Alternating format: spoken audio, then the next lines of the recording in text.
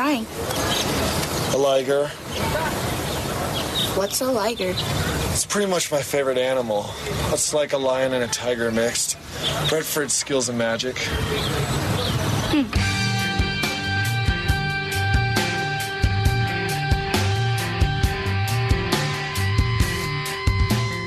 Grimerica. Because what happens is people get in this negative thing, okay, and that's where I talk about come home and sage your house or put cinnamon on the stove and get the air. Open a window. Get some good energy going in the house.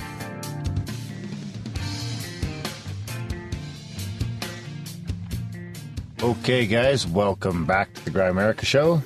We are going to be chatting with Nancy Yearout a little bit later.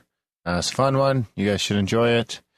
And yeah, good to be back and excited to do the show with Graham Catman Dunlop. Hey, buddy. How's it going? I'm good.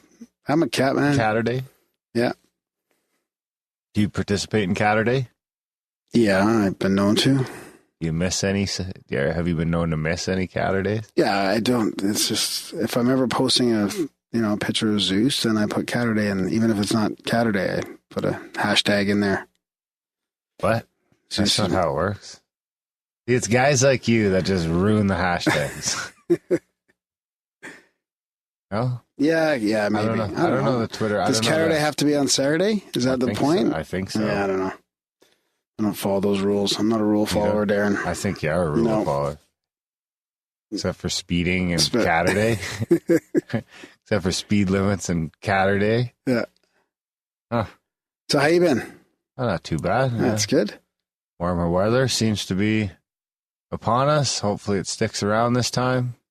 I think it will. Hopefully it's more than a Chinook. Yeah, I think it will. It was pretty bright and sunny today. That's good. From didn't have the Chinook arch, but sometimes it still tricks you. The problem is with Calgary, and I'm sure other cities, but not so much because we get so warm so fast that it's all mucky now. It's just totally dirty. Muddy, dirty, filthy, mushy. What are you doing?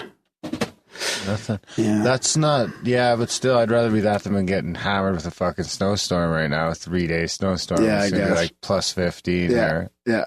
I'm going to be barbecuing. Yeah, that's true. Yeah. It does feel really warm when it gets this warm. Like it was 3 degrees yesterday and it felt like spring. That's 12 today. Yeah. If it's nice on Friday and a barbecue, some steaks, get that fucking smell going around the neighborhood, I like it. Yeah, we should welcome all the new listeners too. We still have the step up increase here in listenership, and we ramble on during these intros. We kind of had a trip to the cabin, and we did an intro in the cabin. It might have been a little confusing for people, but that was just sort of an odd episode. We went to the cabin and we did a bit of a shit show version, kind of a bonus episode in the cabin as well.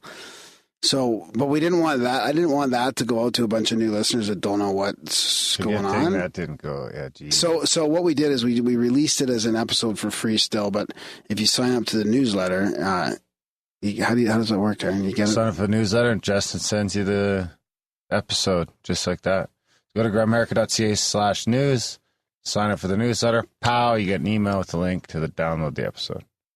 So then that way it's kind of like for people that want to listen to it, it's there for free, but it's not out in the normal feed so that, I don't know, just, That's like the mushroom episode too. Maybe later on we'll put it out there. The mushroom episode's only available. Oh, is that possible? Can you do that? Can you put it out in the normal feed, but retro? No. You can't? How would that work? So then, no, that doesn't even make sense. No, it doesn't make sense at all, no. So I was just thinking about it's nice to have the amount, it kind of sucks not having your episode in your feed. Whatever. Okay. Anyways, we always appreciate the feedback from people too. People who do paywalls and they have all these episodes that aren't in the feed. Yeah, I know, but that's why. Because we like to just build up that feed, right? That's right. Yeah. Of course, the only way we can do that is if people support the show. And if it weren't for our monthly support, there's about 60 or 70 of you guys that are honestly towing the line for thousands of you. So if if we could do every episode for a penny, we'd be set. But Yeah, right it feels now, like what do they call it? Micro payments or microaggressions. micro doses. Yeah. So many great micros. Check out grimerica.ca/support, guys. Honestly, even if you can sign up for $1 a month, like if everyone signed up for $1 a month, we'd be laughing. Yeah. And well, at least we get our expenses covered and our some of our debts paid off from this venture. That's right. That's right. And maybe like move the studio out of the leaky garage, and so many things we could do. Yeah. Yeah. If anyone, look at $1 a month if you can. There's everything either from $1 a month to $30 a month, and like $1 a month. That's like what we do 4 or 5 episodes a month. So that's like somewhere between 20 and 25 cents an episode, about 10 cents an hour. Yeah, with 5 cents each. Yeah. Yeah, and there's other ways to support the show as well. Like you can email us stories and stuff like that. Like ended up being a platform for people to share their experience. And we've met tons of really good really cool listeners who just want to talk about stuff, in a nice, non-judgmental, open-minded way. So that's another way. And Darren's on Twitter and I'm on Instagram. And there's another way to.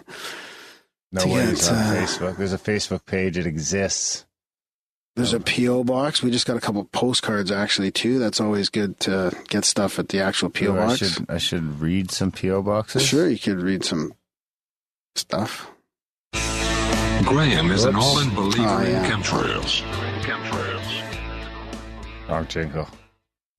And now another edition of Grimerica Goodies by the people, for the people. I'm shaking his head over here, looking angry. Yep.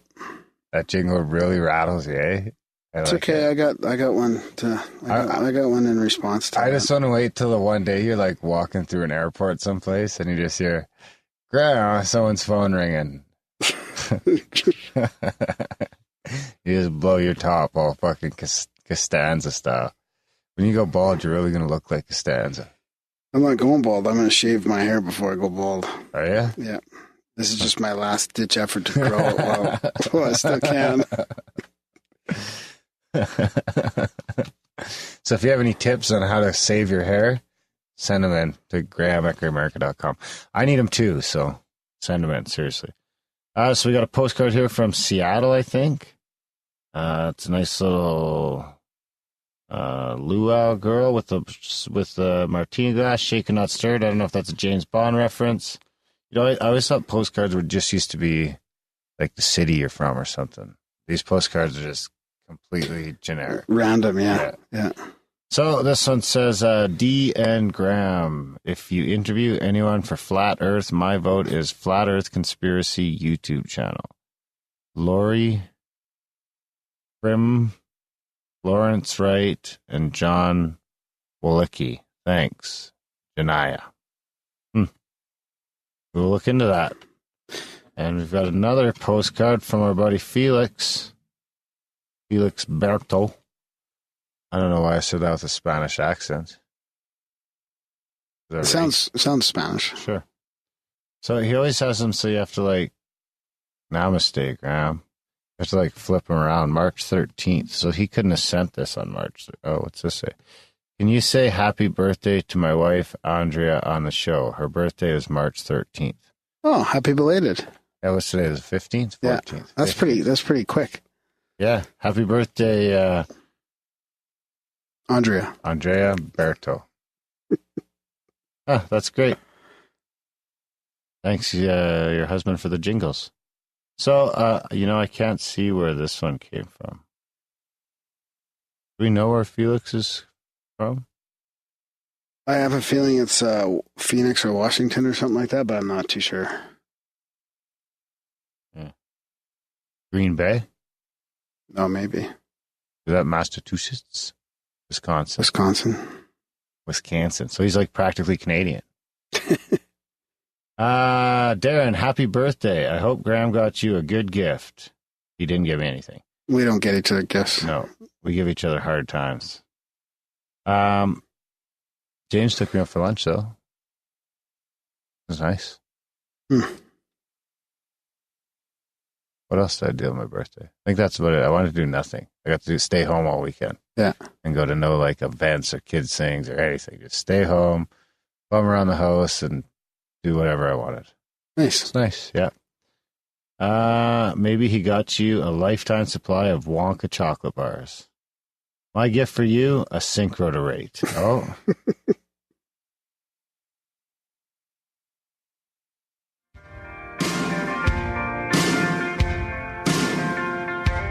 I want a good score for my synchronicity. If Graham reads it out, then Darren might give it to me. Hey, don't you please rate it low. Yeah. So this past Friday, my wife and I went and saw a play rendition of Willy Wonka and the Chocolate Factory because her cousin had a part in it. It was quite entertaining. On Saturday, we decided to watch the Wonka film to revisit it. Needless to say, the Oompa Loompa riddle reminded me of Graham. No, I'm just kidding. It doesn't say that. That wasn't bad, buddy. What's a ripple, though? What's an Oompa Loompa ripple? What? You said the Oompa Loompa ripple reminds me of Graham. What is that? Riddle. Riddle. You said ripple. Sorry. I was too almost excited about my joke. Bob and Doug. Is it Bob and Doug? Yeah. No. Yeah. Mackenzie, right? Yeah. Needless to say, the Oompa Loompa riddle song got stuck in my head like earworms do. Is that like Oompa Loompa? Yeah, something like that. What is this thing that is in my shoe? On Sunday, I resumed where I left off on your Grimerica back episodes, and lo and behold, your intro theme was preceded by a snippet of the Oompa Loompa song. That's pretty weird.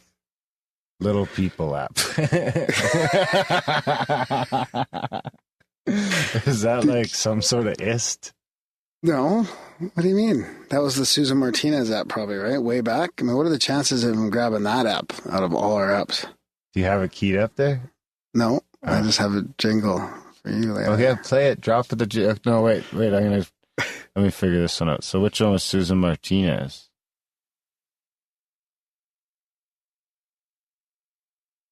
How does it not come up? Good search. So that's how easy it is to search our back catalog. We can't even find our own episode.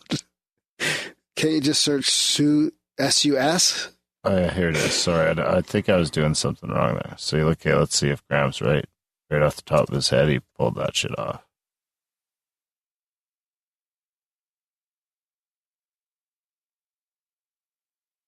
I think this was the only. I've got another puzzle for you. Oompa, loompa, doompa dee dee. If you are wise, you'll listen to me. I can't believe you. So old. This is from January 18th, 2014, so 3 years ago. Wow. I can't believe you had the balls to put that jingle on for that for episode. the Little People app. Well, just like the flares in Phoenix Lights or whatever, where they can just say, we did an exercise with these Green Berets and it's all documented here and this is why. This is a compound synchronicity. Oh, am I compounding your synchro? Yeah. Okay, let's put it on. Because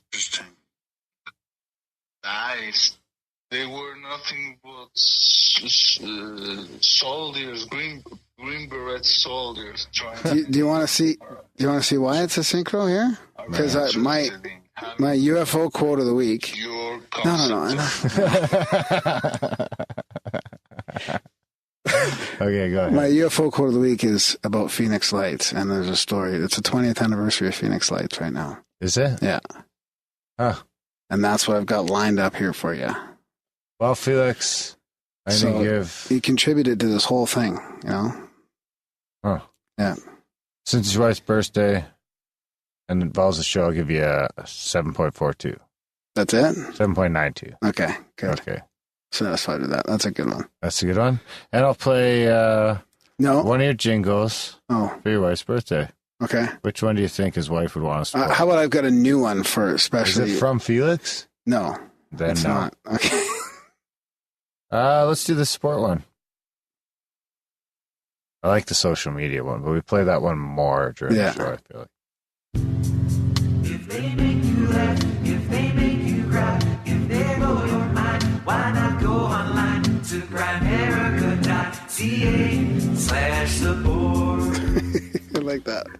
So You better be singing happy birthday with that beautiful voice. all right. Okay, what do you got? So I got a jingle to play. Did you make it yourself? Never mind. Did you make it yourself? Let me guess. Actually, play it first. Not working. Okay. What's the matter, Graham? Oh shit.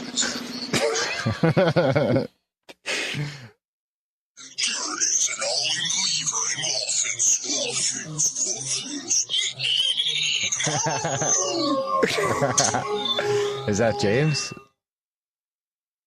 That's Darren is an all-in believer in wolfins. Is that James singing it? Yeah. Nice. Yeah. Thanks, Let me James. just play it again for you. It's not working. You're just so worst at this podcasting thing. Why isn't it working? Anyways, I'll play it again one day. Send it to me. I'll play it. No, you won't.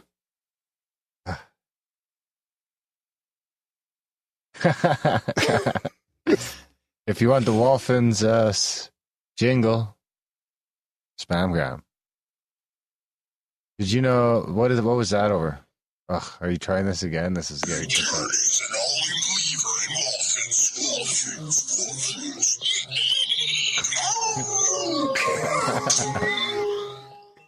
It's pretty good. That was Darren saying that like dolphins have the same hip structure as wolves, and wolves evolved from the same.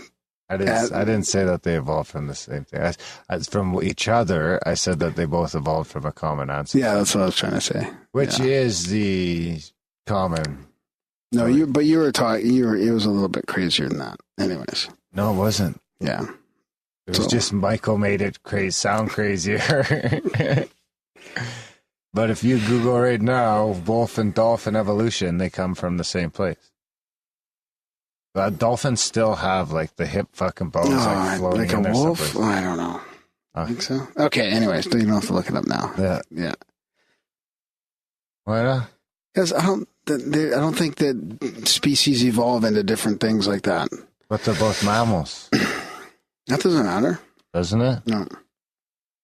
Oh. Anyway, so do you want to just get into what do you want to do now? The UFO quote now, since we'll stay on that? I'm going to type in dolphin wolf evolution into the Googles and see what comes up. Early dolphins are smaller and believed to have consumed small fish as well as various organisms in the water. The older theories is that the walls. Here we go. It's cows. Maybe it's cows. It says something about hoofed land animals that are very similar to wolves. So you don't even know. Dolphin evolution. No, it doesn't have anything to do with wolves at all. What do we got here? There are many telling signs that the dolphin is related to terrestrial origins. The fact that they need to come to surface to breathe air. Dolphins have spines that move vertically. Size and shape of the skull. And the hip structure. And the hips. Hip bones. Does it say that? I don't know. It doesn't even say that. See, you're not even... I'm not prepared because I'm just spitting it up here. Anyways, you're an all-in believer in the wolfin. I am an all-in believer in the wolfin. And I would like to hear... There it is. It is a fucking wolfin. No, it's not. Sure looks like it to me. It's actually called an Andrewwashus. About 95 million years ago, Masonics, the ancestor of today's dolphins, appeared on Earth. There was a terrestrial animal that went into the water to feed. Masonics had front and hind. See, I find most of that hard to believe that they know all that. Yeah, I was just going to say that. They have the skeletal remains of that crazy-looking animal? I think it's pretty funny that it looks almost identical to a wolfin. That's almost what a wolfin would look like. Except it's we like pictured if a wolfin had sex with a tiger. we had it pictured with a dolphin back and a wolf snout. So anyway, send me a link. Send me that, and I'll put a link in the show notes. It's kind of funny. I'm typing in wolfin. James will at least. Oh my God! It came up at Wikipedia. There's a bunch of it. A wolfin is a dolphin born from a bottlenose dolphin mating with a false killer whale. No, you don't spell it like WH, like wolfin. It's WOF. That's what I typed in. No, but it automatically corrected it. It's WOLF.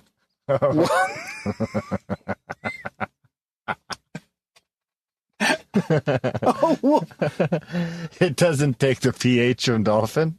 No. So it takes the whole word of wolf? It can't be like that. Let's take half and half. Yeah, that is a good point. Let's see what the image is for wolf. That's what we were talking about. So it's a thing. Wow. A lot of people are Wallen believers in wolfins, apparently, if you search it on images. Okay. Anyways, people this is audio, so people are going to get pissed if they can't see all this stuff. So they proved animals that were very similar to wolves. Okay? All right. You're still an all-in believer. I'm an all-in believer until I would like to see evidence in the otherwise. Or someone send me some evidence to fucking steamroll Graham would be cool too. You try and steamroll me roll. You can fucking steamroll yourself pretty good over there. Yeah. So, Darren and Graham are going deep. It's a profound UFO quote of the week. Words to ponder and critique. Okay, so this is the day after Felix's wife's birthday. So she's like one day before Phoenix Lights. I wonder if she remembers the Phoenix Lights happening. Phoenix Lights? Yeah, so the Phoenix Lights anniversary is yesterday, I believe. On Pi Day? Oh, it might be on the 13th, actually. On Pi Day? Pi Day. March 14th. No, actually, I think it's on Felix's wife's birthday. So one of the most witnessed and documented mass anomalous aerial events in modern history, known worldwide as the Phoenix Lights, happened. So there was like a 12-hour period including large triangular shapes and also some witnesses saw orbs detach from the main object, go out into the environment, and then redock with it. So at one point, military jets were sent out after the mile-wide object, and as they got closer, the craft's lights dimmed, and then the craft blinked out and disappeared altogether. So this is, interesting. That was with the mayor and everything, right? That's the quote, right? Coming right up. The mayor's quote? Yep. So former Arizona Governor Fife Symington, who trotted out, so an update just popped in front of me, trotted out an alien as an aide, or an aide dressed as an alien 10 years to spoof the frenzy surrounding mysterious lights in Phoenix, now says the lights were actually an alien spacecraft. Now a pastry chef and business consultant, Symington is keying in on the anniversary of the sighting of the so-called Phoenix Lights by reversing course, saying the lights were really extraterrestrial and that he saw a UFO himself. I'm a pilot, and I know just about every machine that flies, Symington said on Thursday. It was bigger than anything that I've ever seen. It remains a great mystery, because actually, he was out there. He was one of the witnesses. Other people saw it, responsible people. I don't know why people would ridicule it. That it, or is this just like a pregnant pause? No, that's about it. Yeah. I don't want to read the rest. Anyways, it just shows you. I think this is still a great case. It's still up for debate. I mean, the skeptical view of this being that the whole shebang is flares is just ridiculous. So, and I probably talked about it in episode January 2014. With Red, Pill Junkie. It sounds like he was in that with us. Not one I was just playing? Yeah. Probably would have been the anniversary again. Right? Yep. Huh. So there you have it. Bye, Miss American Pie. What else you got? That's it? No, I got time for one more. No, I got some listener feedback, some stuff like that. Just regular old feedback? Well, I got synchronicities, precog dreams, just feedback. I don't know. What do you want? You want a couple dream ones? You want to do a couple dream ones? Yeah, let's do that. Okay. Is it real or a dream? What does that even mean? So, hey, D&G. This is the subject is new subscriber. Been listening for a while, and I finally decided to cancel a reoccurring charge on my PayPal account for a service I no longer use and switch it over to you guys. Had the idea to do this for months, but for some reason couldn't take the 30 seconds to actually complete the task until today. Thanks. Probably some sort of programming in my mind. Anyways, wanted to share a lucid dream experience I had a ways back with you guys. I had been really into the Linklater film, Waking Life, and watched it a ton, but wasn't super into trying it out for myself, but I had the inspiration to do it at the same point. So I have this dream where I become aware I'm almost visually blind, almost like a blanket covering me or something. But I have this overwhelming feeling that something is really wrong, like life-threatening wrong. I felt like my life force was being drained from my body. It was such a disturbing feeling that I realized I was dreaming and somehow forced myself to wake up. I awoke in my bed and sat straight up, out of breath, and freaked out. But felt safe now, realizing that it was just a dream. I was surveying my dark room, trying to take in the nightmare, and eventually found it odd that I could see clearly without my glasses on. I remember touching my face, feeling they weren't on, and realizing I was still dreaming. Actually, I think I've done that before. The same thing with the glasses? Yeah. Really? Yeah. You have a dream that you can see? Yeah. Wow. I think I remember that from when I was younger. I was like, hey, I can see. That ain't right. That's your lucid. That's your, what's your dream sign? My glasses? When I don't wear my glasses? Yeah. Huh. Good to know. Yeah. So tonight when you're dreaming and you're not wearing your glasses and you can see, that's your dream sign. You go lucid. Boom. You can do what you want. I'm going over to your house and I'm kicking you in the fucking nuts. Come and visit me and see if I can sense you. No. I'm good. Don't go trying to sense me either. What was that? So where am I? That I was still dreaming. At that moment, an angry apparition came flying out of the wall opposite my bed, straight towards me. And then I woke up a second time. This time my vision was as it should be, and I knew I was really awake this time. The strong feeling that something was sucking my energy, life force, lingered for a couple days, as powerful dreams sometimes do. I made a drawing of it, but I can't find it to send. I made a drawing of it. If I can find it, I'll send it along. Thanks for what you guys are doing. Not too many non-weirds out there talking about all this stuff publicly and having such a good time with it. Thanks. That was from Chris. Chris? Yeah. Where's he from? I don't know. Huh. Yeah. Oh, thanks, Chris. Yeah, that was a good one. One more? Yeah, sure. I got a little my email's just, oh my God. Oh my God. My email just about crashed. Oh, it did. Something happened. All right, guys. Well, no, I got it. Okay, this is from our buddy Max, and I think something. Oh, what is? I gotta find something other to say than "all right, guys." Yeah, I think I probably say that a lot. So, Graham, dear Graham, I'm very sure I had a precog dream over the weekend. I was having a dream where I was at my place of work. A real quick history about the building that I work in. It was an old railway station in the 20s. Was then made into a munitions factory during World War II. I also work with a handful of people, so big groups of people are not common to see here. Now the dream. I found myself at my place of work, but the only problem was there was way too many people in the building. So I thought, strange. I wonder if I'm seeing a bit of the old railway station. I, like you, Graham, will let the dream take over and flow with it. I was trying to stop a man from getting poisoned in the station.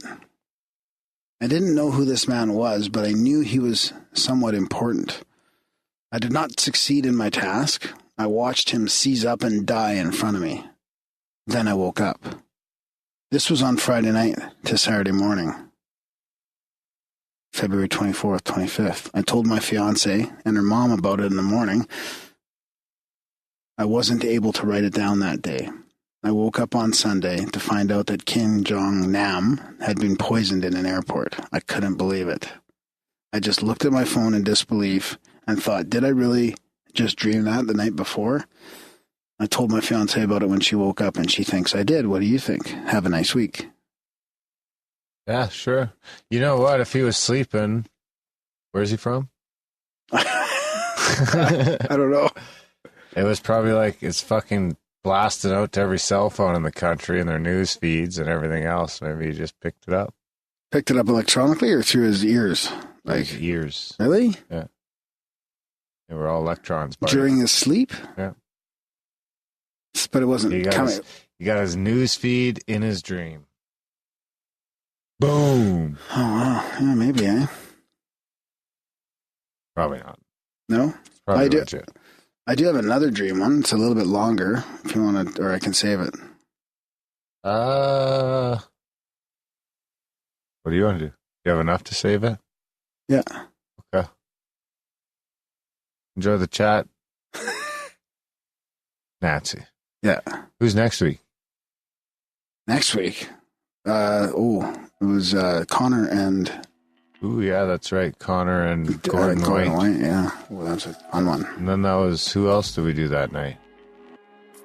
I can't remember. Oh, it's a great lineup coming up. You guys enjoy it. Yep. Remember, March is Tell a Friend About the Show month, so tell a friend about this motherfucker.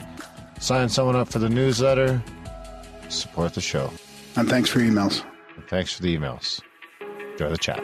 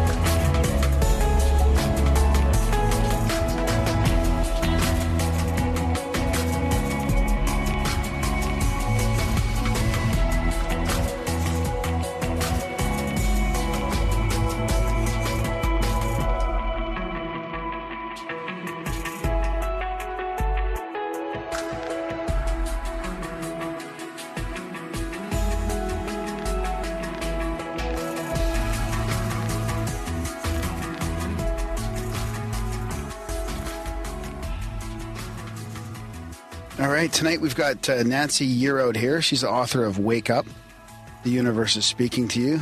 She's, I think you could call her a spiritual coach. She's an inspirational speaker and, of course, an author, and she still holds a real estate license, I believe. And she's talking about how to use universal energy to change your life. Yeah, a lot of stuff in here, Nancy, in your book that we talk about quite a bit on the show. So it's good to have you on. Thanks for coming on. Thanks for having me on tonight. So, yeah, interesting times. And when did your book come out? Just recently?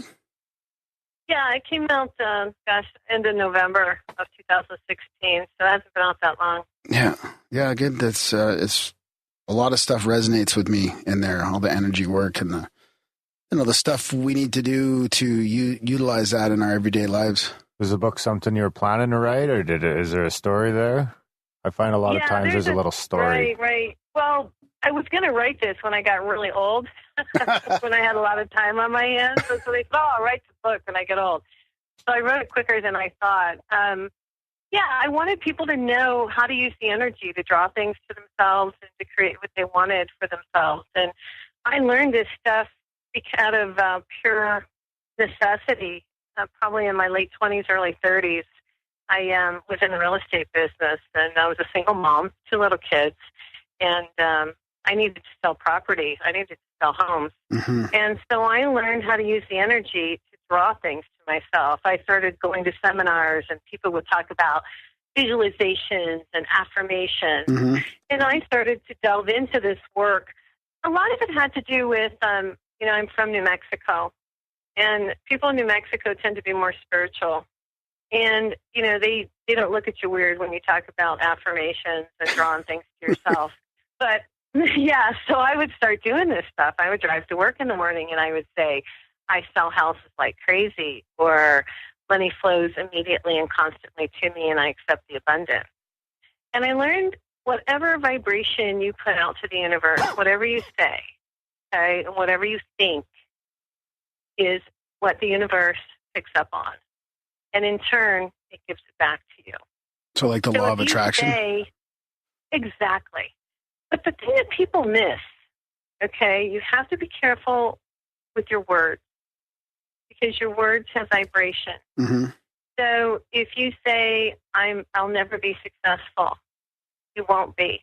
You have to really be careful to choose your words appropriately. It's the vibration of your words that goes out to the universe. And it's the faith that what you're saying will come to pass. So two things go with this. The vibration of your words and your thoughts, and you have to have faith that, in something, in a higher power, that this will come back to you. Right. Right, and it does work. Now, and it works in all different ways. What about being careful of not using the negative aspect? Like instead of, let's say, what's a good example? Like if you're trying to manifest something or quit smoking, like instead of using the I won't smoke, you turn it around and use the positive, or like I will be healthy or something like that. Right.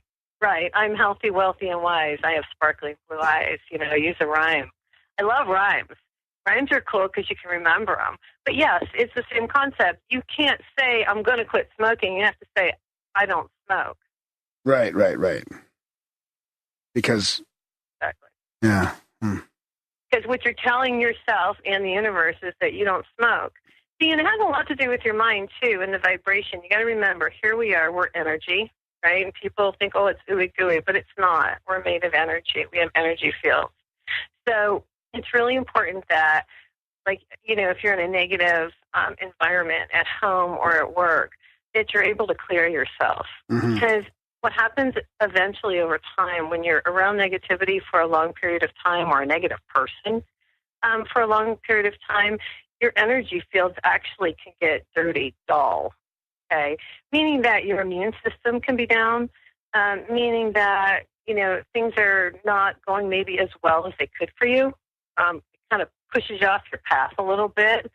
So it's really good for people to, clean their energy fields, which are really simple things you can do. You can come home from work and you can take a sea salt bath, hop in the bathtub, put in half a cup of sea salt and soak for 30 minutes. Mm-hmm. That will actually clean some of that negative energy off of you, and it's not weird or ooey gooey. Another thing you can do is meditation. 10 minutes in the morning will make a really big difference. Yeah. But, visualize that you're cleaning your energy fields. There's CDs you can get. One of my favorite things, and I'm just going to be honest, is getting a massage.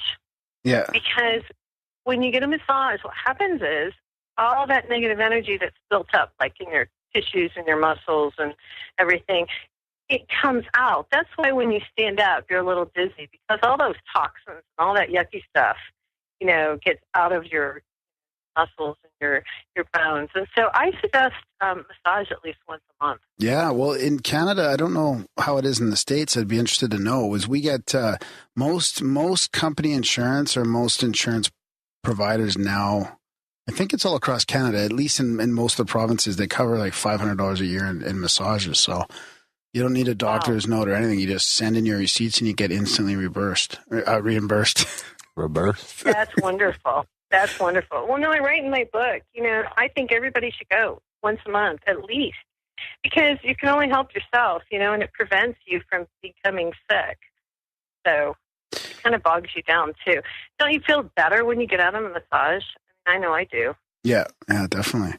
I wanted to talk a bit more about the affirmations too, because I just finished reading kind of more of a mainstream book, but Scott Adams, the writer of Dilbert, I don't know if you know who he is, but he just had a book, and a bunch of us actually ended up reading it, called How to Fail at Everything and Still Succeed, or How to Fail at Everything and Still Win Big, or something like that. But he talks about affirmations in there, but he's pretty careful not to say or admit that they're magic, but he talks about his own use of them and how important they were, and how they actually like shifted his life a couple times. But he goes on about how, he failed at all these things, but it was really the way he looked at those failures as learning experiences, and he really ended up propelling him into new paths and opportunities. Right. And he used affirmations, right. and they worked. I mean, he didn't want to admit that it was magic, but I mean, there are some pretty crazy examples of his affirmations working. Right, and affirmations do work. And I have a chapter in my book, in Wake Up, the Universe is Speaking to, and it talks about you have to do it over. It's a do-over. And that's what he's doing. Here's the situation.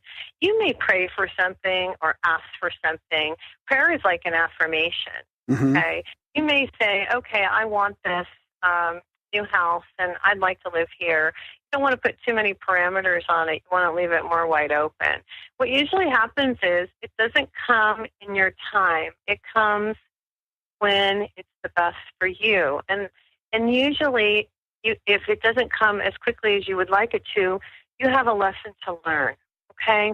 The universe is set up for our benefit. Here's the part that people don't get. So when you say to the universe, I want this or that, you'll get it, but maybe not in your time. You get it when you're supposed to. You mean not in your time that you're expecting? Is that what you mean? Bingo. Yeah. Exactly.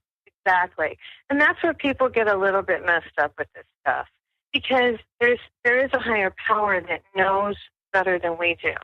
Okay, you can call it spirit, you can call it God, you can call it universal energy, but the bottom line is there's somebody a little higher than us up there, okay? And this whole universe was set up so that this energy was for our benefit.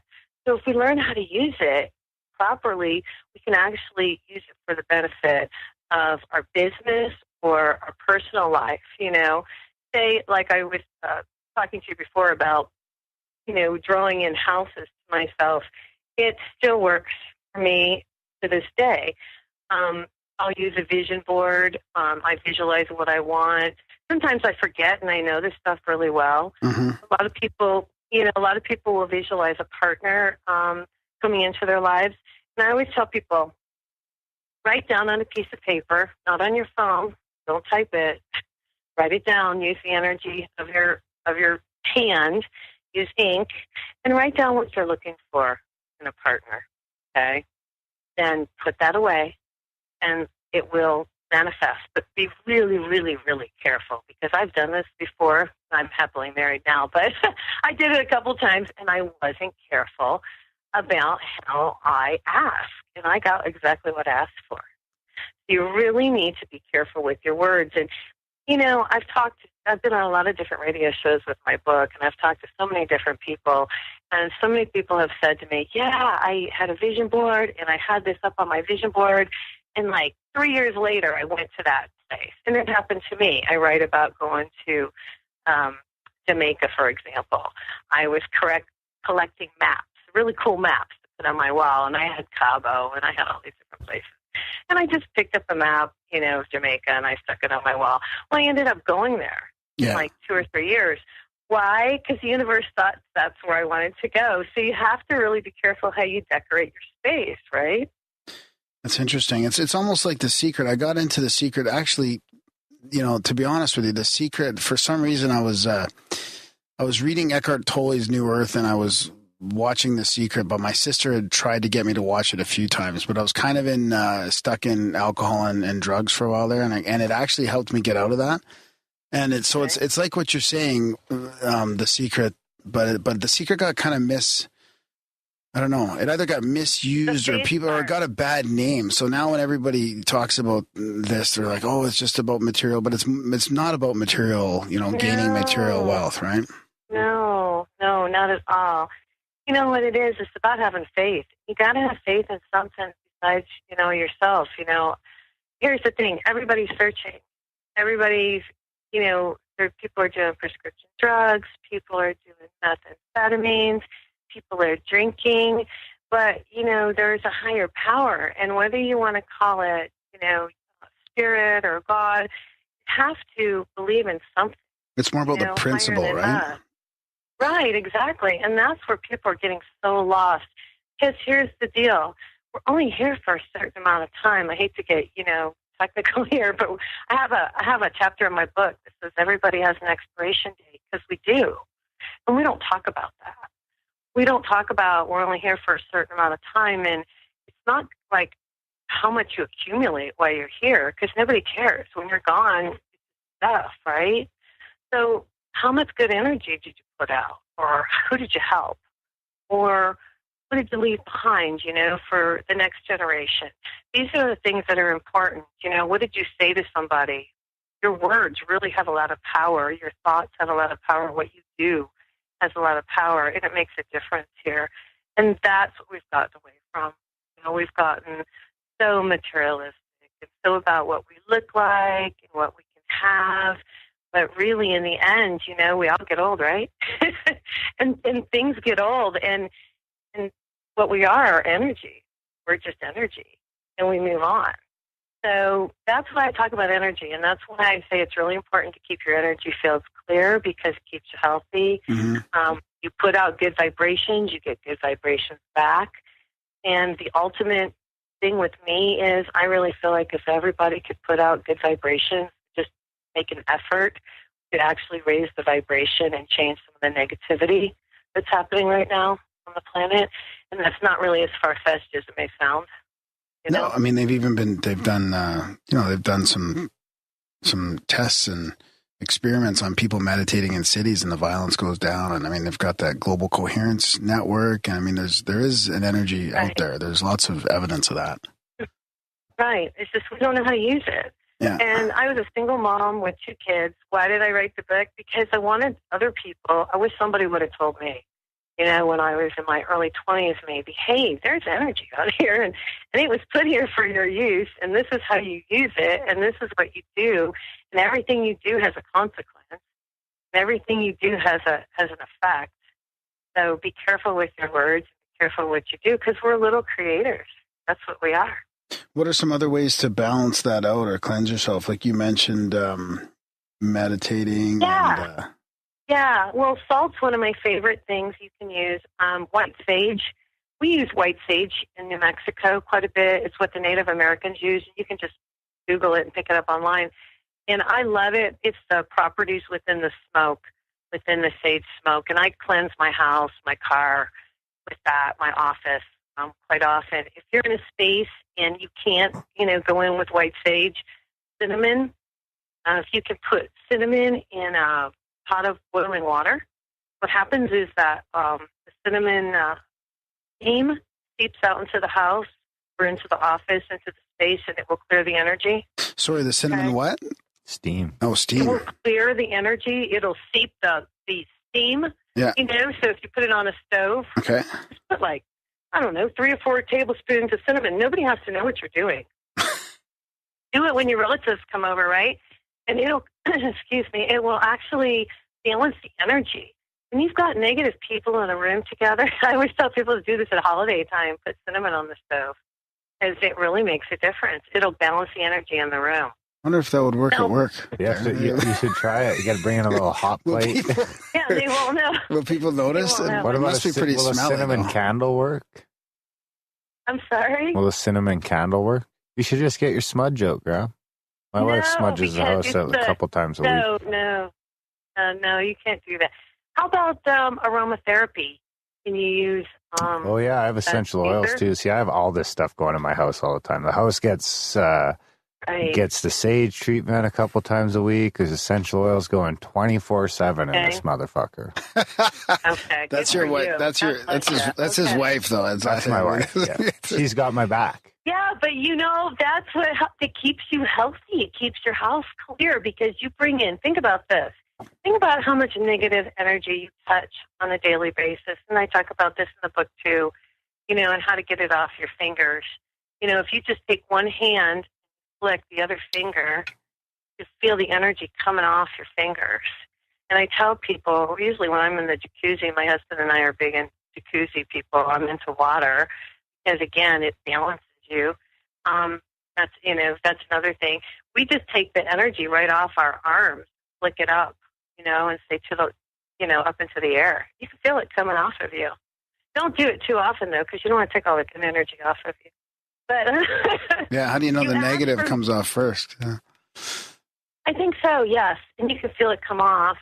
But there's a lot of different things you can do. Frankincense is wonderful for aromatherapy. Yeah, I've got that in my bath. So you could get away with a diffuser at the office. Yeah, I thought about that, actually. Yeah. I thought about that. Yeah, I have a diffuser at home and oils in the bath and stuff like that, yeah. Crystals. Now, I'm going to tell you guys something. Again, don't think it's ooey-gooey, but I want you to try it. When I was younger, I had 2 young little girls, and did this. I don't even know how I knew to do it, but I do it still today. I used to just kind of visualize white light around myself, kind of bubble us when we went somewhere.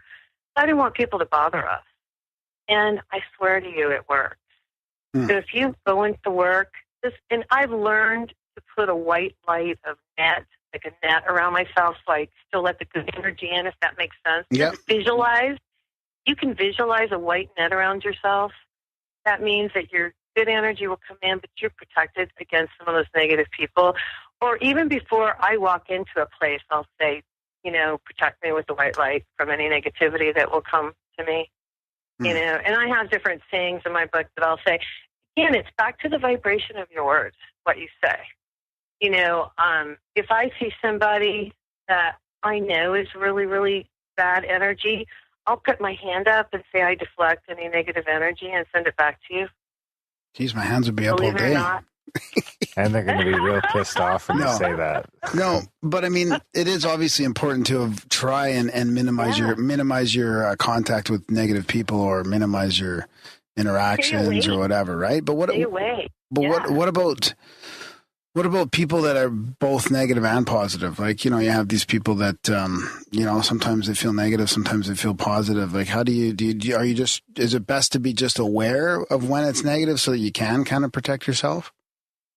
Do you ever have anybody try to suck your energy? Like, just, they had a problem and they came over and they hung out, and then when they left, you felt drained and they felt really great. Yeah.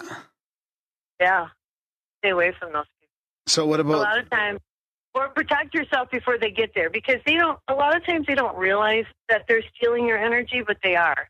Because a lot of people are brighter than others. Maybe they can't make their own light, so they're trying to steal yours, if that makes sense. Right. Okay. Well, how important? And you're a real positive, upbeat person. People want that energy from you. So maybe I'm stealing your energy, Graham. Yeah, you could be. What did you say? Darren's been stealing my energy in the studio here. You're an energy vampire. Darren's a vampire. I'm a succubus. Yeah.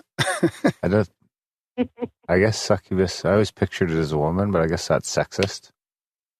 Yeah. I guess that's because I'm a man. I guess to a woman, a succubus would be a dude, like a Dracula. Yeah. So getting back to the affirmation aspect of things.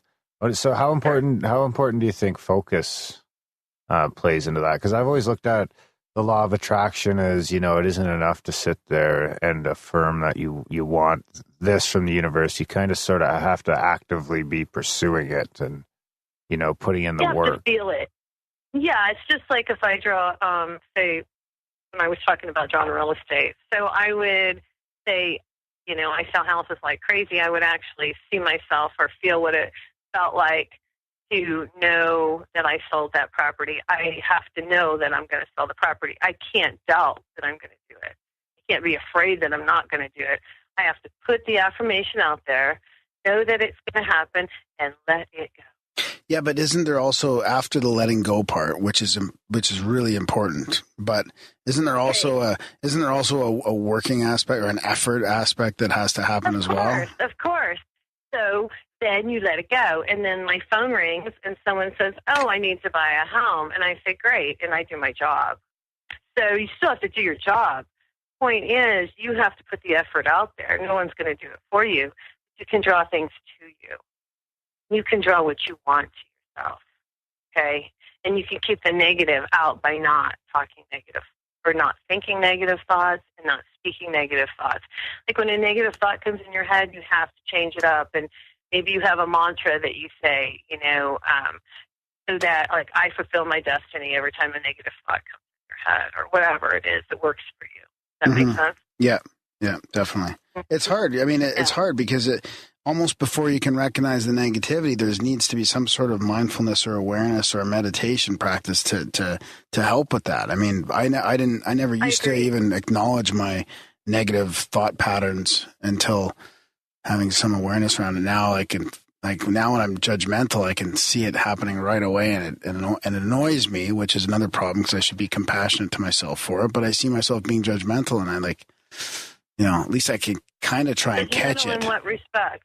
Judgmental how? Just to somebody, just little snap judgments on, let's say driving or something, right? Yeah. Somebody's driving slow, I start judging them, just little things like that happen day to day. Yeah. But I'm at least starting to notice it now. Recognize it. And then I can You're recognizing it. Yeah. You have to stop doing that because that negative energy is going to come back to you.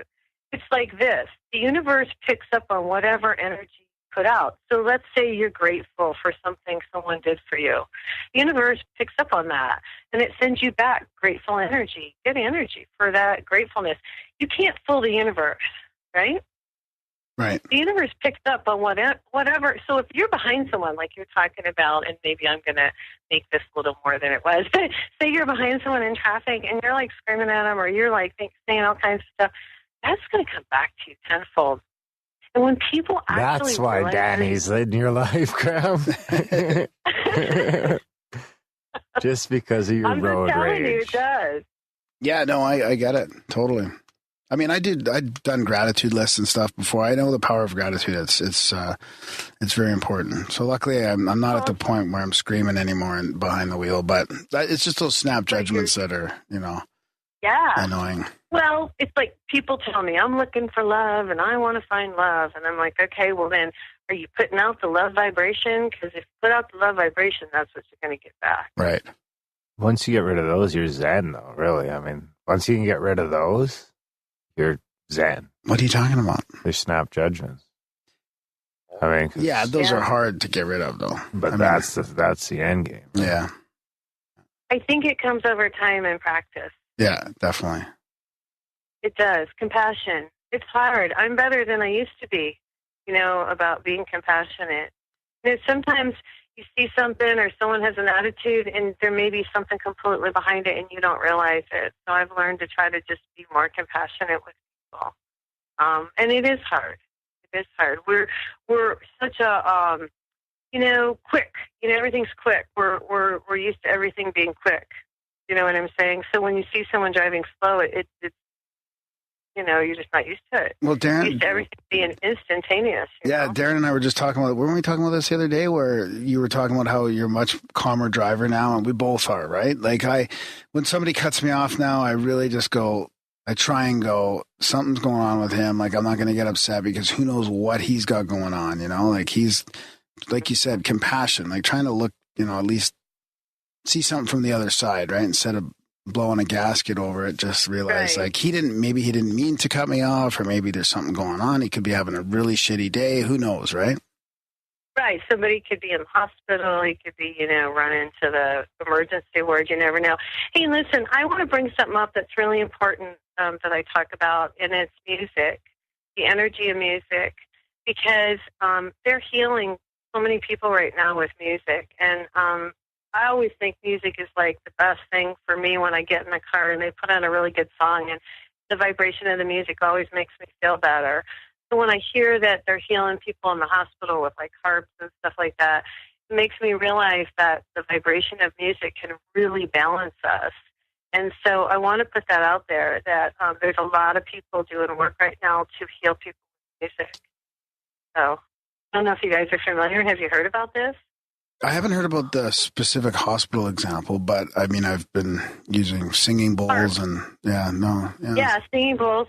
There's so there is a harpist that I write about, Carol McLaughlin, with harp. There's an international harp therapy program, and what they do is they go around to hospice, the ICU units, and they go into the hospitals and they play the harp for these people.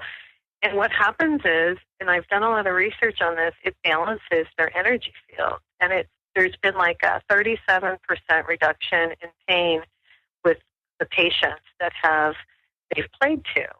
So the more, and yes, you talked about the crystal bowls and the healing bowls. I've done a lot of research on the cancer patients that they use the healing bowls. And again, it's back to, gosh, the beginning of time, they used music to heal. And we've gotten away from some of that. And that's just another really cool thing that people can do to balance their energy field. Yeah, totally. I've had, that's some of my most profound experiences have been with music. Yeah. Yeah. Yeah, and people don't talk about it. So anyway, that's just another avenue that people can look at. And you were talking about, as we get a little bit more pay attention to what's going on. I think gossip too. I don't know if people realize this or not, but the energy of gossip, like if people are talking about you and you think that energy doesn't reach you, it absolutely does. Okay? So you have to do things to protect yourself and to clear yourself. If you're in an office or if you're in a, that kind of a situation, you really definitely need to go home and take a sea salt bath or sage your house and do stuff like that. Because it's just like radio waves. Think of it like that. Like if how radio waves work, the energy works the same way. So it's just like if you are thinking about a friend and all of a sudden they call you and they say, "Oh, I was just thinking about you." Yeah. Have you had that happen? Yeah. Oh, yeah. Yeah. And we talk about synchronicities all the time on the show. It's a big theme where a lot of our guests and even a lot of our listeners have had, sometimes life-changing experiences through synchronicities and just, beyond coincidences. Right. And I write a chapter in my book, Coincidence or Synchronicity. And in my mind, there are no coincidences. It's all synchronized to happen that way. Do you agree? I think it depends on the meaning. I think it depends. I think there's a line somewhere that divides it, and I think there's another line in the aspect of if you don't notice it, then it doesn't matter type thing, You have to pay attention. Yeah, if you don't notice the synchronicity, then it's void. Then it's instantly meaningless. Right. I don't know if that makes sense, but it's kind of like the tree in the woods. I'm saying that the tree in the woods, when it falls, if I'm not there, doesn't make a sound. Well, I think things happen for a reason, and it's up to us to either learn the lesson or what happens to what I've learned and what I talk about is that the universe presents us with the same lesson again, but maybe with different people, but the same situation until we figure out the lesson. Once we learn the lesson, then we move forward. Does that make sense? Yeah. Yeah, definitely. Yeah. So did you have any synchronicities that were part of this whole process for yourself? I've had lots of them. I've had lots of synchronicities happen in my life. And I talk about them in the book too, different things that have happened. I had a girlfriend of mine. She called me one day and she's like, "I'm at the airport and I'm stuck here." She was just going on. And I said, "What? Just go into a little Starbucks and have a cup of coffee and call me, when you're getting on the plane or whatever, when your layover is done or whatever." And she called me back and she's like, "I went to the coffee shop and I met the greatest guy and they ended up getting married." So, these things happen. So I believe that if you're at the right place at the right time, because maybe the universe wanted you to be there. Yeah. Huh. Maybe that's why her plane was delayed, because she was supposed to meet that guy at the coffee shop, right?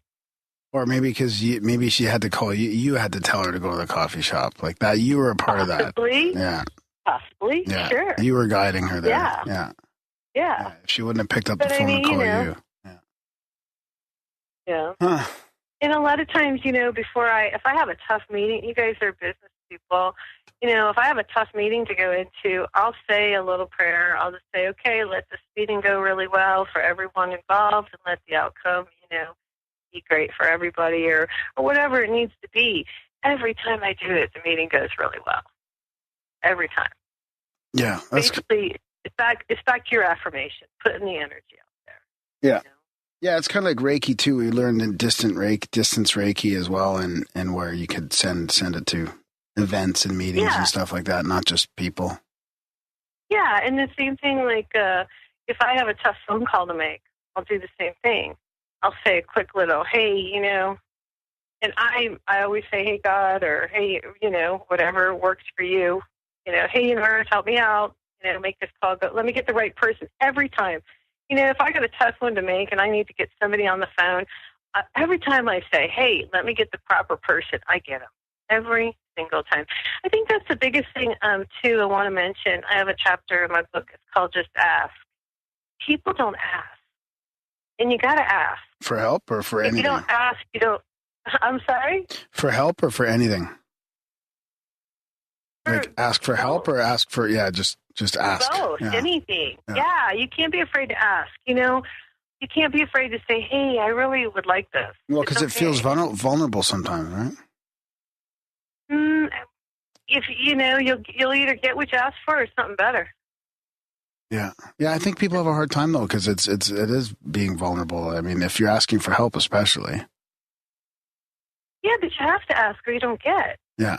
So if you need, you have to. Yeah, that's the big thing. The energy of asking, and receiving it, the answer back.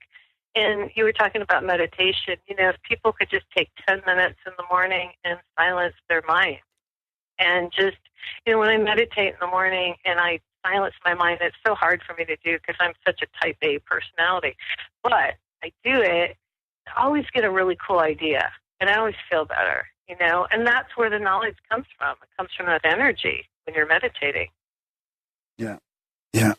It's like their relaxation response. Even the scientists and the inventors, they have that moment when they're in the shower or when they're relaxed, when they wake up just in the middle of waking up, and then that's when they get the epiphany. Eureka. Yeah, the eureka moment. That's what I was thinking. Yeah.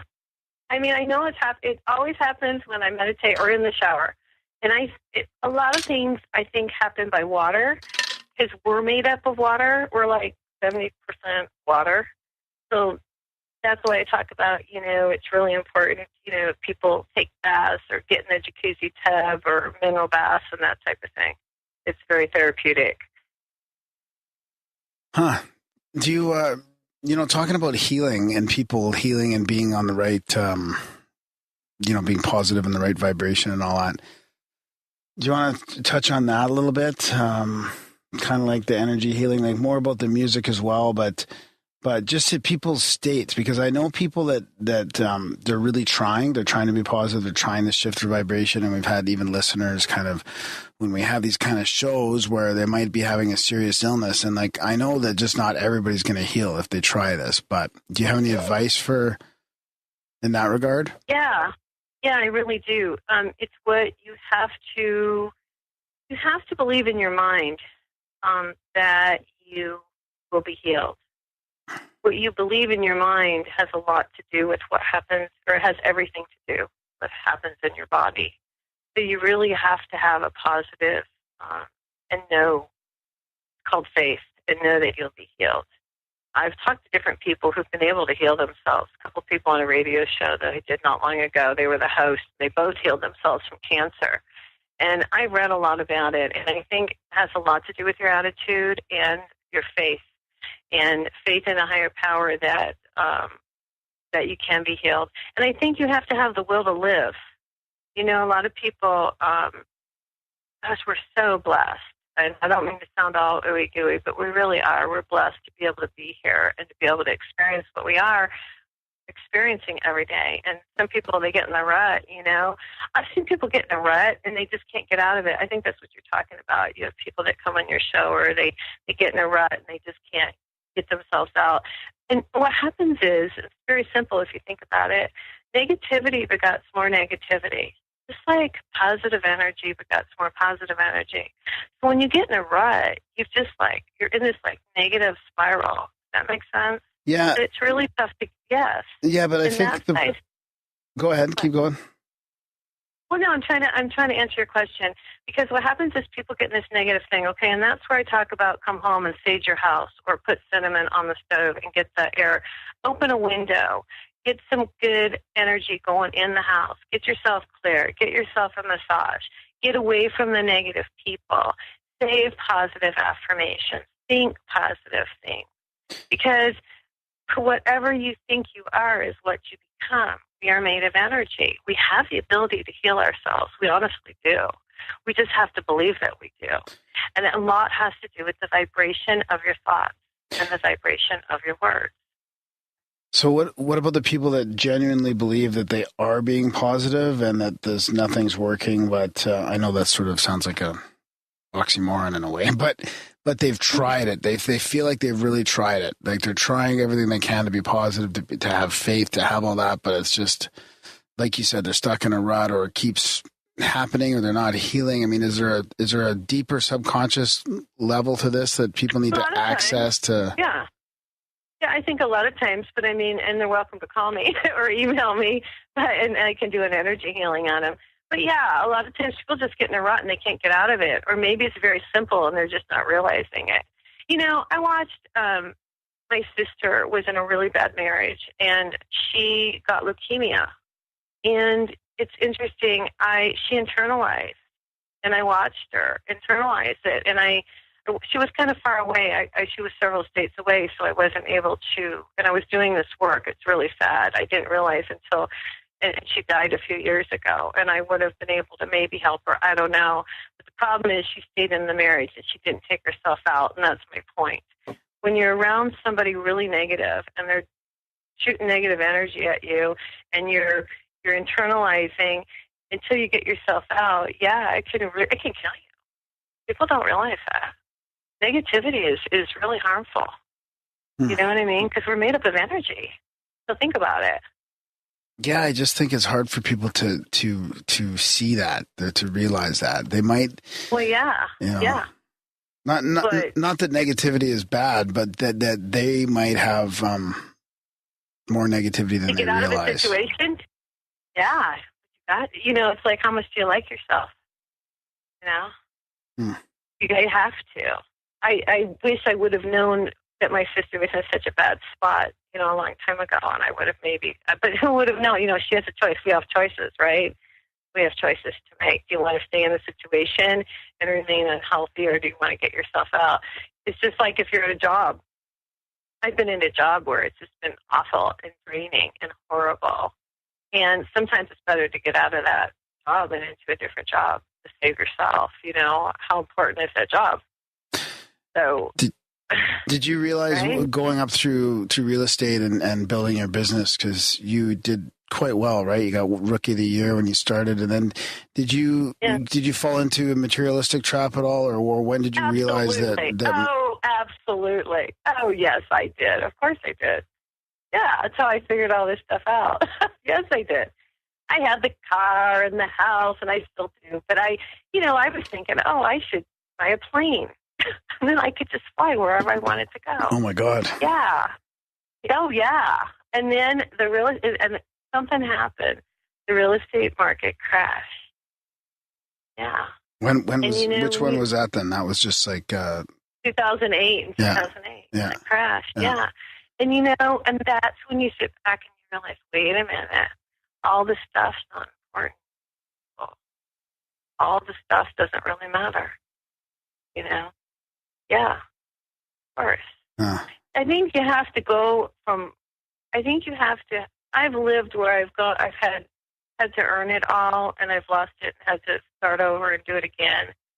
And, but you learn as you go. And then what you learn is that it's not the stuff, the people.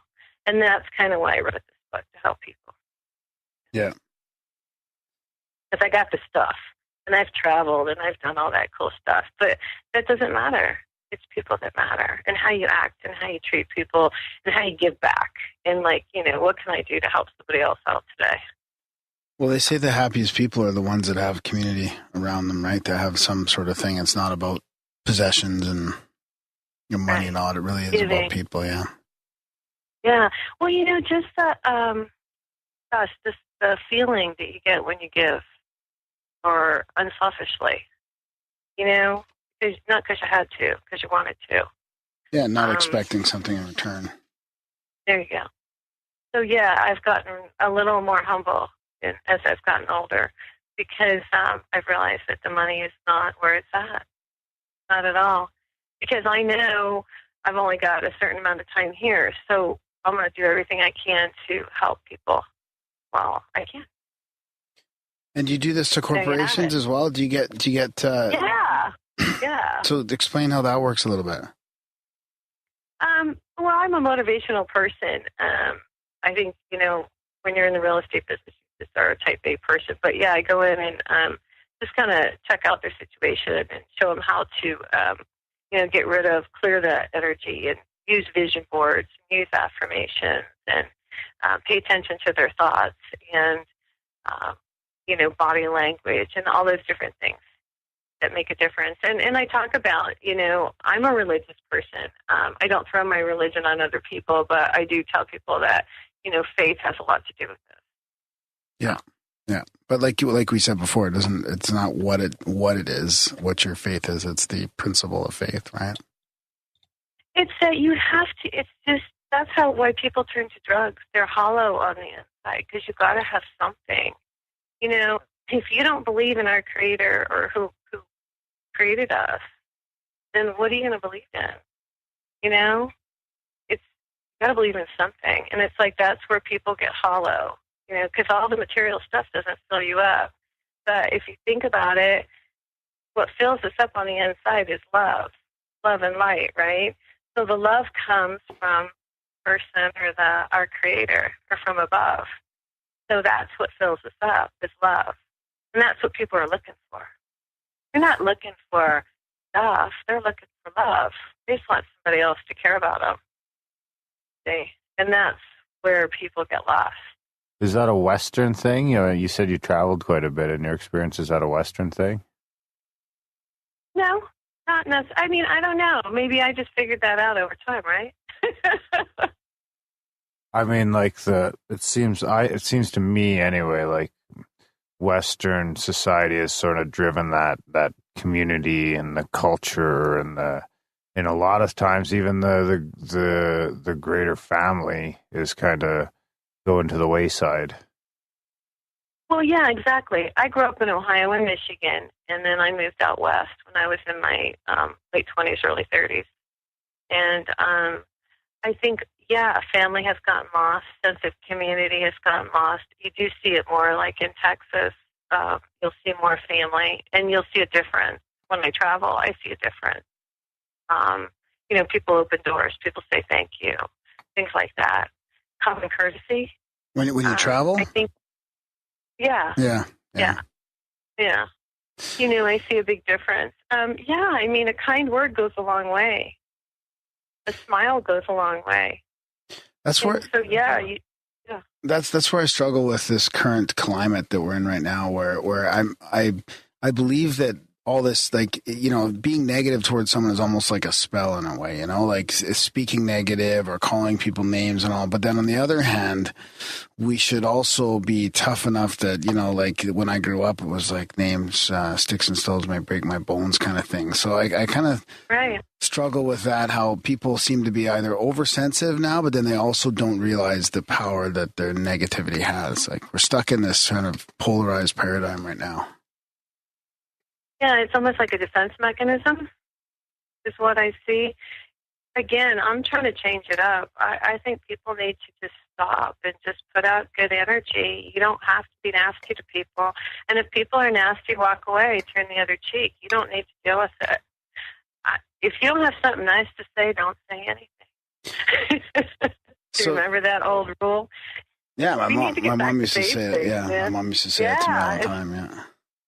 True. I think we could get a soundbite of your mom saying that for the show. That'd be classic. Actually, that's not a bad idea. Ask her, yeah. It is a good idea, because that's what people need to hear. People need to wake up. That's why I wrote this book, because they're just not paying attention. They're just not. And I honestly want people to pay attention to what's going on, because they could really have a nice life for themselves if they paid attention. But there is, you could look at it. There is a lot of people waking up right now. It seems to me like more than ever, people are waking up in many different ways. I do see that, and that's where I do feel that we'll make it. We'll eventually get there. I just think that it's going to take some time.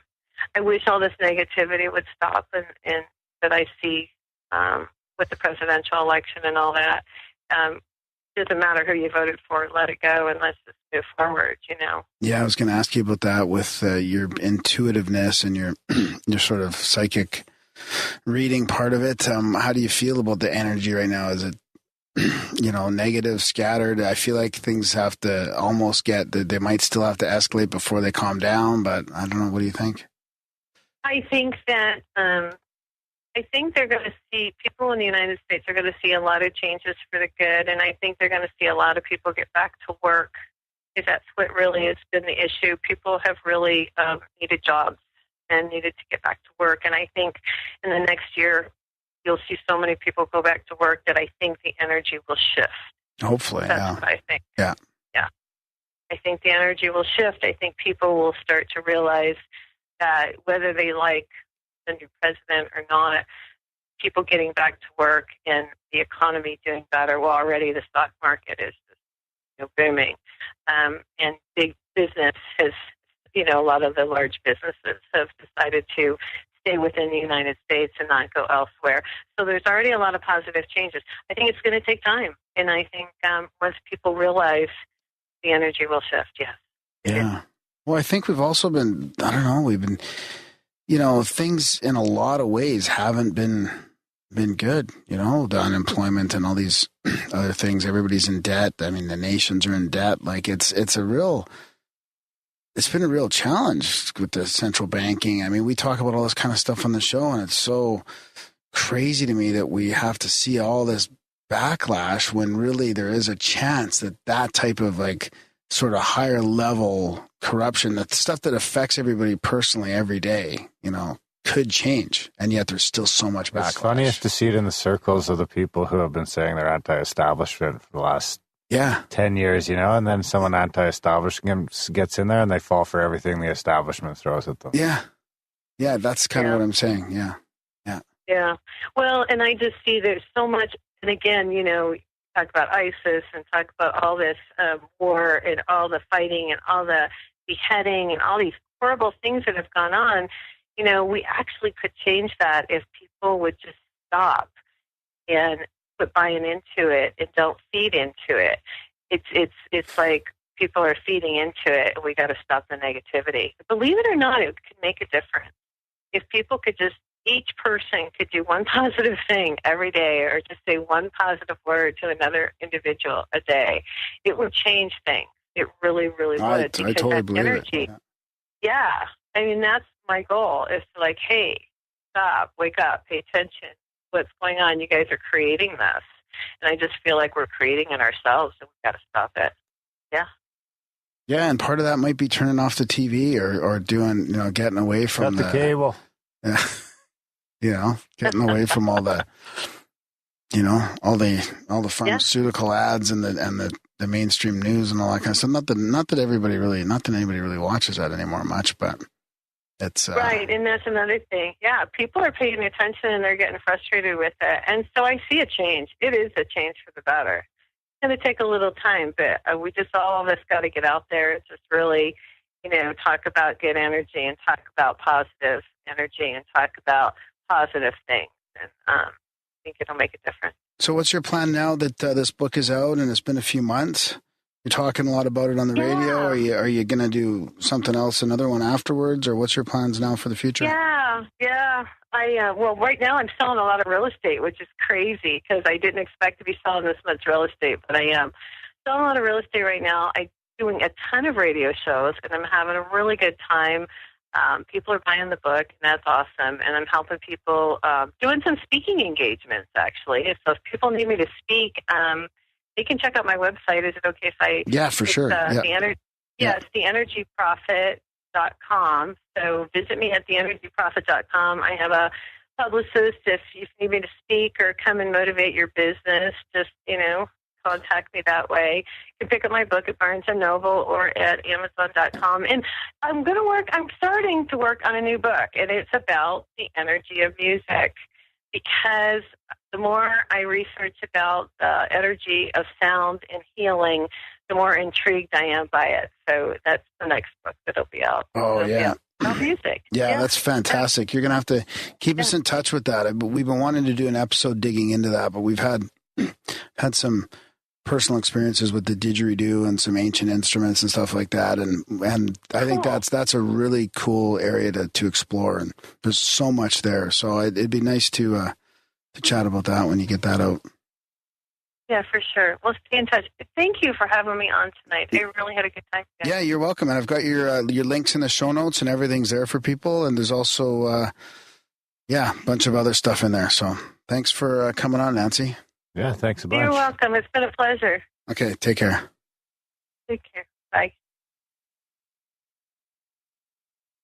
That was a chat with Nancy. Right on. Yeah. That was good. The book. Wake Up, the Universe is Speaking to You. Yeah. So big thanks, Nancy, for coming on the show. Big thanks to Scarlett. Is that a Scarlett? Yeah. Scarlett Publicity for getting us in touch. And yeah, that was a fun one. I Wake like up, that. motherfuckers. Yeah. Yeah, that was a good one.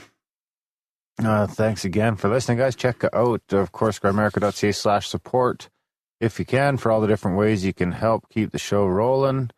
Keep us having these conversations, commercial free, ad free, paywall free, back catalog free, everything free.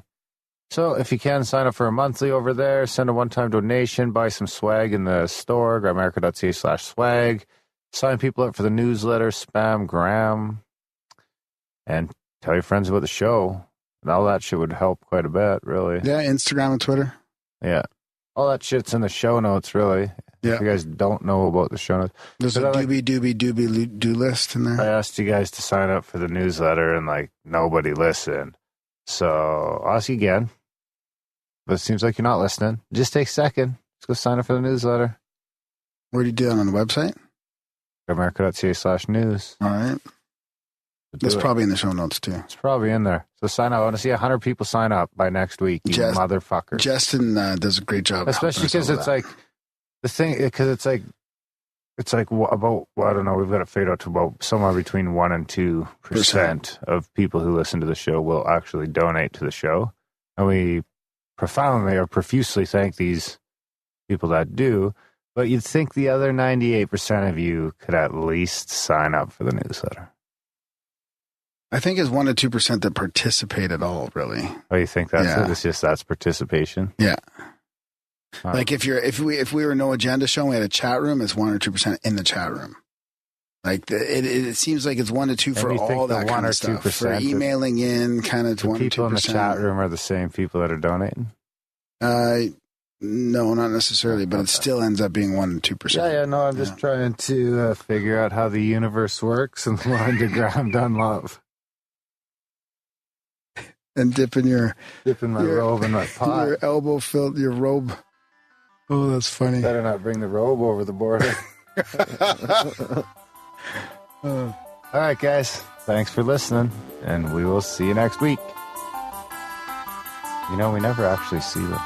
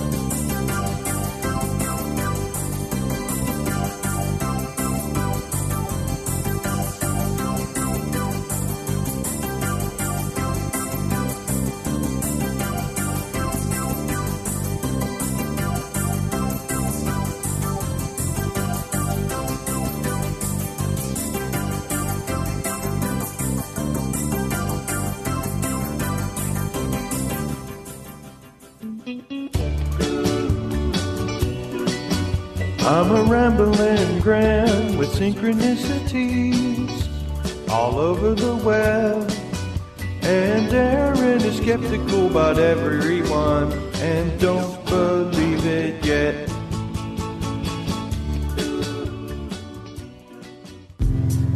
If they make you laugh, if they make you cry, if they blow your mind, why not go online to Grimerica.ca/support?